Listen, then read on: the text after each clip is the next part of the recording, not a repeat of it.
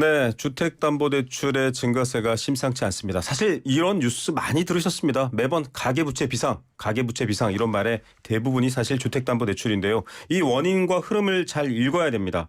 3년 6개월 만에 가장 큰 폭으로 증가했다라고 하는데 잔액이 827조 8천억 원입니다. 굉장히 크죠. 정부가 대책을 내놓겠다라고 했는데 그 대책은 또 어떤 내용인지 김인만 부동산경제연구소장과 함께 이야기 들어보겠습니다. 직접 스튜디오에 나오셨습니다. 안녕하십니까? 안녕하세요. 네. 자, 가계대출 비상 경보가 또 울렸습니다. 네네. 뭐 계속 오르고 있는데 그냥 울렸을 리는 없을 것 같고 네. 지금 증가폭이나 상황이 안 좋은 건가요? 증가폭이 늘어나고 있습니다. 뭐 저는 당연한 결과라고 보여지는데요. 네네. 대출을 풀어줬으니까 늘어나는 네. 거는 당연하겠죠. 이게 맞물려 있습니다. 네. 부동산 시장 흐름 자체도 우리 1월 대비해서 1월 굉장히 안 좋았잖아요. 네네. 주택 거래를 거의 안 하던 올스톱 상황이었는데 그때보다는 부동산 시장 자체가 좋아진 것도 있고요. 규제도 풀어줬기 때문에 자연스럽게 늘어나는데 문제는 늘어나는 속도가 너무 빠르다라는 네. 겁니다. 지난달 가계부채 대출 네. 증가액이 6조 2천억이라고 합니다. 지난달이 5조 3천억이었으니까 네. 1조 가까이 늘어났죠. 한 달에 1조 가까이 늘어났다는 점에서는 굉장히 좀 큰 폭으로 늘어나고 있어서 아무래도 가계부채가 줄어들지는 않아요. 총량은 어차피 늘어납니다. 새 네네. 아파트들이 매년 그렇죠. 계속 입주하기 때문에 늘어나는데 정부가 볼 때는 속도가 너무 빠르다. 이거 브레이크 한번 잡아줘야겠다라고 지금 생각을 하고 있는 것 같습니다. 네.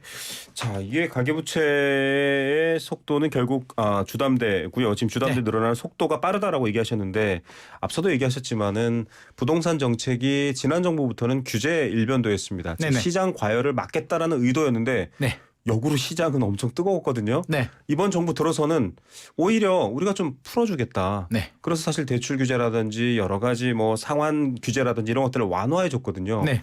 그게 원인일 수 있다라고 했는데 사실은 이게 어떻게 봐야 될지 모르겠습니다.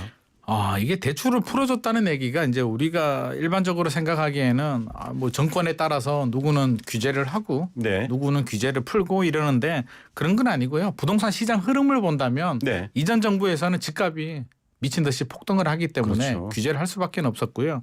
이번 정부에서도 사실 작년 8월까지만 하더라도 네. 규제 유지하겠다. 집값 더 떨어져야 된다라는 기조를 유지하고 있었는데 9월 이후부터 작년 9월이죠. 네네. 집값이 폭락합니다. 가계부채 금리가 너무 네. 빠르게 올라갔기 때문에 집값이 폭락하는데 9월에서 올 1월 사이가 거의 고점 대비 마이너스 30% 정도 폭락을 했거든요. 와, 네. 그렇게 떨어지니까 정부 입장에서 난리가 나죠. 아무리 가계부채를 관리하고 주택시장 안정이 중요하지만 또 경착륙 그러니까 빠르게 네. 떨어지는 거는 또 막아야 됩니다. 네. 사실 정부 입장에서 생각해 보면 집값이 올라가면 네.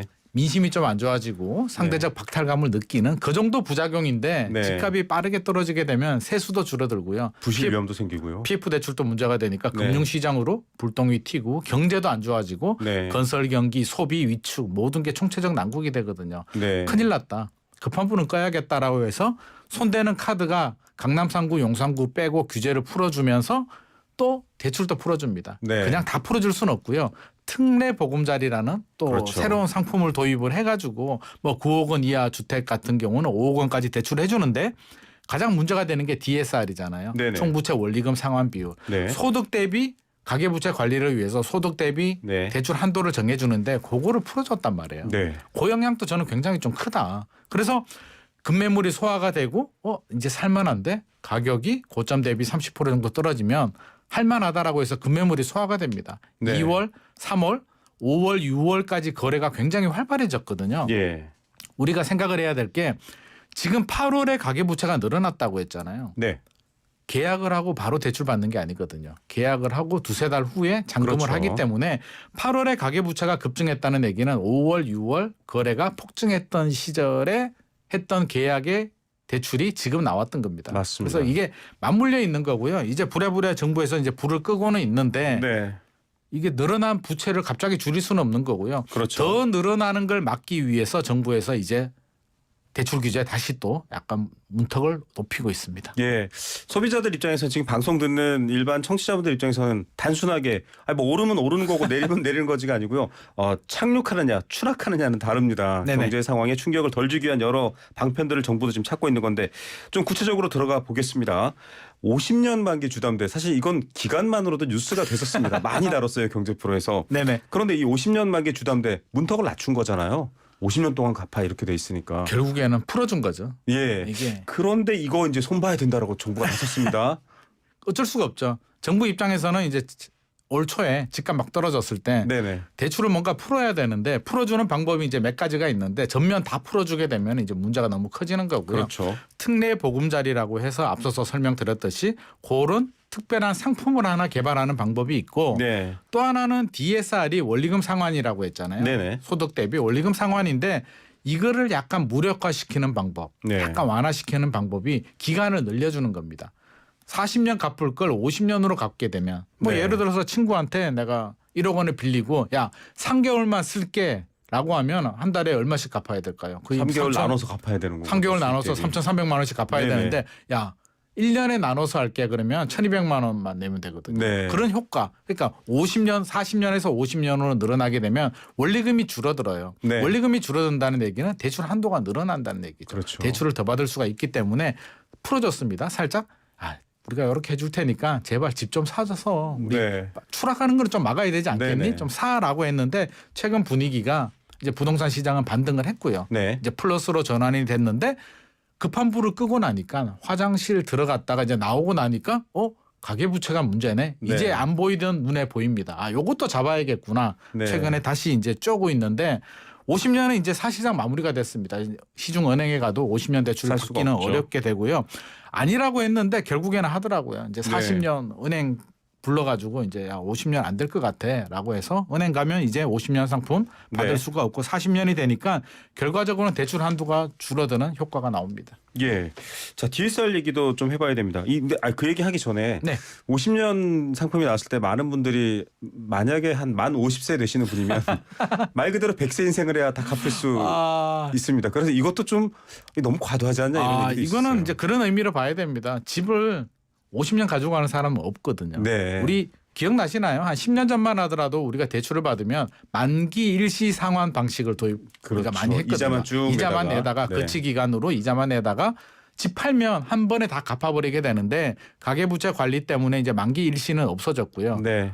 원금 균등 상환이나 원리금 균등 상환이 그렇습니다. 이제 의무화됐단 말입니다. 그래서 그 부분에 대해서 약간 완화시켜주는 역할이고요. 실제로 50년, 40년 가지고 가는 그렇죠. 사람은 네. 없습니다. 50년은 통계를 보면 한 7년 정도 보유하더라고요. 네. 그러니까 7년 정도 이자 내고 원금 좀 내다가 팔 때 시세 차익 없고 한꺼번에 갚는 구조기 때문에 네. 50년을 했다라고 해서 50년 의무를 할 필요는 없겠죠. 저는 네. 50년 지금 가입하면 네. 100세 넘어야 되거든요. 예. 건강하게 모든 국민이 살길 바라는 마음으로 이해할 수 있습니다. 결국 40년을 줄였다는 것도 아까 말씀하셨던 것처럼 대출 총액, 대출 잔액이라고 하죠. 이걸 네네. 줄이는 효과가 되고 가계부채 전체를 줄인다 맞습니다. 이렇게 봐야 되겠죠. 네네. 상환 부담은 좀 늘어나겠네요. 그래도 40년은. 상환 부담도 늘어날 수도 있고 한도도 줄어들 수 있으니까 네. 아무래도 문턱이 높아지는 거고요. 특례보금자리도 이제 없어집니다. 그렇습니다.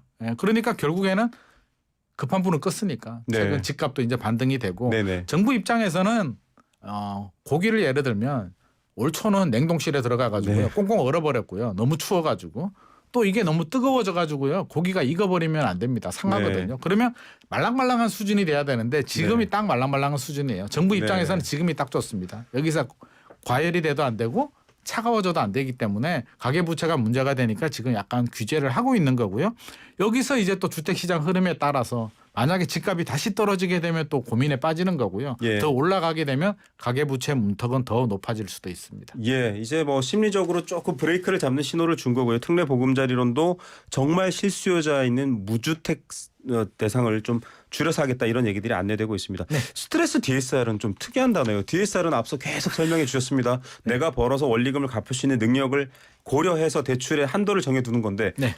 거기에 스트레스 하나 더 준다는 거. 안 그래도 스트레스를 받는데 무슨 스트레스를 또 주나요? 이 뉴스를 보는 우리 국민들은 또 스트레스 받습니다. 도대체 이게 뭐가 이렇게 복잡하냐. 맞습니다. DSR 이제 겨우 좀 익숙해지려고 하는데 네. 또 스트레스를 주네 그러는데 결국에는 문턱을 높이는 효과고요. 네. 가상금리를 1%포인트 정도 더 주는 겁니다. 아, 네. 그러니까 금리가 높아진다는 얘기는 사람들이 부담을 느끼니까 대출 한도를 줄이고 대출 금액도 줄이겠죠. 네. 그래서 결국에는 야 대출 받지 마라.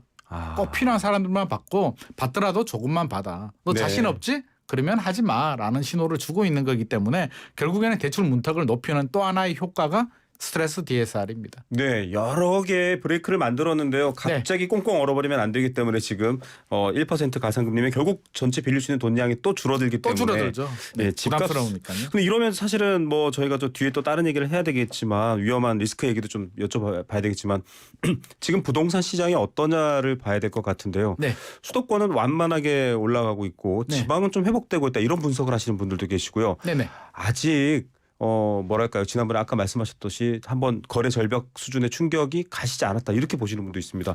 소장님이 말씀해 주신 게 제일 정확할 것 같아요. 뭐 저라고는 제가 미래를 모르니까요. 제가 정확하게 말씀드릴 수는 없는데 일단 흐름을 보면 저는 나무를 보지 말고 네네. 그러니까 숲을 좀 보자라는 입장이거든요. 네. 나무만 본다면 그러니까 최근 한 1년 정도 부동산 시장 상황만 보면 작년 집값 많이 떨어졌고요. 네. 올 초까지 다시 올라가니까 올라갈 일만 남지 않았냐라고 쉽게 생각할 수가 있는데 전망하죠 대부분. 그렇죠. 근데 1년이 아니고 10년 정도 좀 넓게 네. 길게 숲을 보게 되면 2015년부터 2021년까지 7년 정도 올랐거든요. 서울 기준에서. 네. 7년 올랐는데 작년 1년 짧게는 6개월 정도 집값이 조정되고 네. 지금 기술적 반등은 했지만 여기서 대세 상승. 우리가 일반적으로 말하는 대세 상승이라고 하면 아파트 같은 경우는 7년 정도 상승을 하거든요. 네.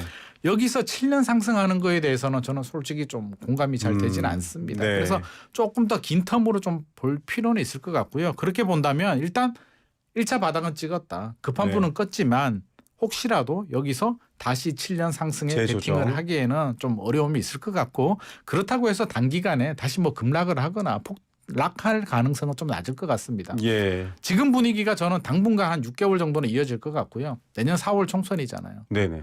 지금 이제 9월에 추석이 있죠. 민심에 민감한 시기죠. 민감하고요. 7월, 8월은 원래 비수기입니다. 네. 여름 휴가철이고요. 9월 지나가야 터닝 포인트가 되거든요. 네. 민심이 어떻게 바뀔지가 굉장히 중요한데 저는 지금 정부가 대출 문턱을 좀 높이고 있잖아요. 네네. 문을 닫고 있단 말이에요. 이게 조금 영향을 줄 것 같습니다. 네. 올 상반기만 하더라도 문을 좀 열어뒀단 말이에요. 네. 공교롭게도 참 신기하다는 생각도 드는데요. 2009년, 2010년 요 무렵에 네. MB 정부 시절에도 글로벌 금융위기 왔었잖아요. 그렇죠. 2008년도에 와서 집값 떨어지고 난리가 났었는데 그때도 대출 규제 가지고요. 풀어줬다가 묶었다를 반복을 했거든요. 네. 풀어주면 집값이 좀 반등을 하고요. 다시 또 묶으면 집값이 좀 떨어지는 상황이었는데 신기하게도 이번에도 또 똑같이 물론 형태는 좀 다릅니다만 그때는 DTI였고요. 네네. 지금은 DSR을 가지고 스트레스 DSR이다 특례보금자리를 가지고 풀었다 묶었다를 반복하고 있어서 그때하고 좀 비슷하지 않을까 싶은 생각이 듭니다. 네. 그러면 그때 흐름이 계속 상승을 했느냐 그러면 2009년도 기술적 반등을 한 다음에 2011년까지 올랐다 내렸다 보합세를 유지를 했거든요. 네. 그래서 저는 이번에도 그런 식의 약간 보합세가 좀 이어지지 않을까 2, 3년 정도는. 그때 정책적 경험을 가진 분들이 또 많이 계시기 때문에 그러니까 이게 반복이 되는 상당히, 거고요. 예. 네, 반복이 되는 거고. 그러면 우리가 부동산 시장을 지금 어떻게 봐야 되냐면 서울 같은 경우는 5월, 6월에 좀 큰 폭으로 거래량이 늘어났고요. 7월부터 약간 주춤합니다. 네. 집주인들은 매물을 내놓고 있어요. 네. 이게 상승기다. 집주인들이 집값이 더 올라가는데 베팅을 하게 되면 매물을 회수하거든요. 그렇죠. 매물을 내놓는다는 얘기는 집주인들이 이 정도 올랐으면 팔아도 될 것 같아라는 생각을 네. 하고 있는데 단 1월하고 분위기가 다르기 때문에 급매물로 팔지는 않습니다. 네. 약간 호가를 올려서 팔고 있고요. 매물을 내놓고 있고요. 집을 사려는 매수자들은 조금 내려가면 더 가격 내려갈 좀 것 떨어가면 같은데. 내가 살 것 같은데 올린 가격으로 내가 들어가지 않을 것 같아. 네. 최근 2, 3억 올랐는데 일단 기다려보자. 그래서 최근에 거래가 안 되고 있고 뉴스를 보면 지방이 또 움직인다라고 하거든요. 네. 우리가 시그널을 잘 읽어야 되는 게 서울이 원래 먼저 움직입니다. 네. 서울이 5월, 6월, 7월 먼저 움직였고요. 지방이 있군요. 7월, 8월 이제 서울 반응을 네. 보고 뒤늦게 움직이는데 제가 지난주에 대전 가서 이제 모니터링을 한번 해보니까 9월 돼서 또 약간 주춤하고 있다라고 합니다. 네. 그래서 결국에는 서울이 먼저 움직이고 지방이 좀 늦게 움직이기 때문에 이런 현상이 보이고 있는 거고요.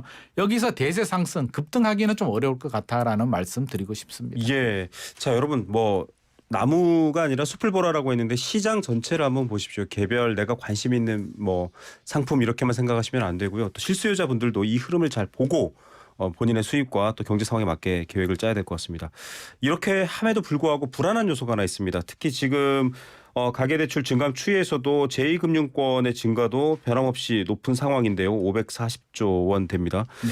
부동산 프로젝트 파이낸싱 이른바 PF 대출이라고 하잖아요. 네. 여기도 저축은행들이 많이 껴있는데 네. 이거 뇌관이다 이런 얘기 있거든요. 어떻게 보십니까? 사실 정부 입장에서도 이게 가장 위험한 뇌관이 될 수 있습니다. 네.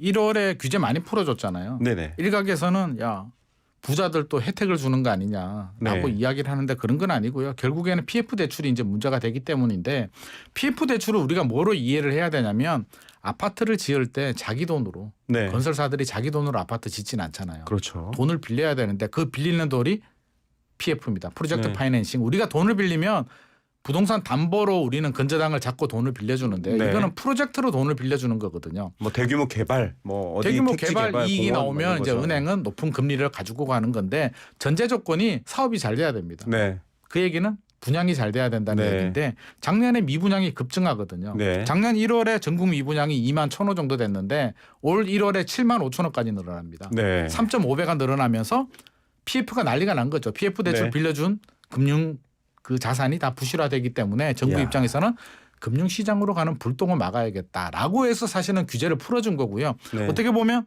미분양을 줄이기 위해서 PF 대출을 규제해주기 위해서 앞서서 말한 대출 문턱도 살짝 풀어주고 여러 네. 가지 강남 빼고 규제 지역을 풀어줬다라고 이해하시면 될 것 같습니다. 예, 참 여러 가지로 봐도 오묘하게 살아있는 생명체 같다라는 생각도 드는데요. 정부에서 가계부채뿐만 아니라 이런 부분들까지 계속 모니터링해서 충격이 없도록 해야 될 것 같습니다. 오늘 말씀 여기까지 듣겠습니다. 감사합니다. 감사합니다. 네, 지금까지 김인만 부동산경제연구소장이었습니다.